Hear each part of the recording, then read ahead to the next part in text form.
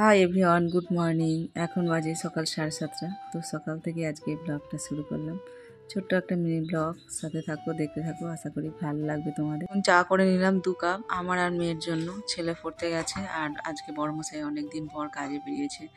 শরীরটা খুব একটা ভালো নেই, বলছিলাম যেতে হবে না, থাক রেস্ট নিয়ে নাও, একদম পুজোর পরে বেরোবে। তো বললো না যে বেরিয়ে যাই, অনেকদিন তো বসে আছি আর এদিকেও তো চালাতে হবে।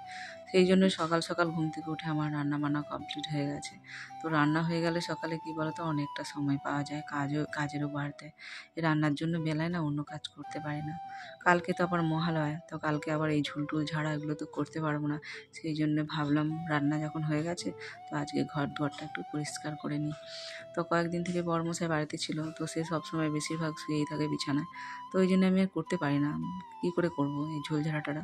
তো আজকে যেহেতু নেই, কেউ নেই, ছেলেও পড়তে গেছে, মেয়েও একটু আগে পড়তে গেল, তো বাড়িতে কেউ নেই, ভাবলাম এই সুযোগ, তো এই সুযোগে আমি এই ঝুল ঝাড়া এগুলো সব পরিষ্কার করে দিই।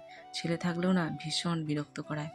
আর এইটা দেখো, এটা একটা রাধা কৃষ্ণের পট, বেশ সুন্দর কিন্তু বাঁধানো। এটা আমার মেয়ে 1 বছর ড্রয়িংয়ে ফার্স্ট হয়েছিল, পেয়েছিল। ওটাও ঝুল একদম জমে গেছে।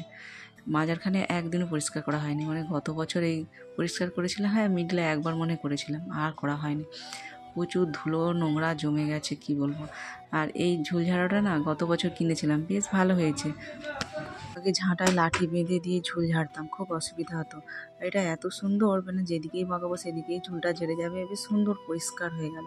তারপর তো পাখাটাও একটু পরিষ্কার করে নিলাম, নিচের পাখাটাও এইটা দিয়ে করেছি, আর করতে পারিনি। এটা বড়মশাই থাকলে ভালো হতো, করে দিত।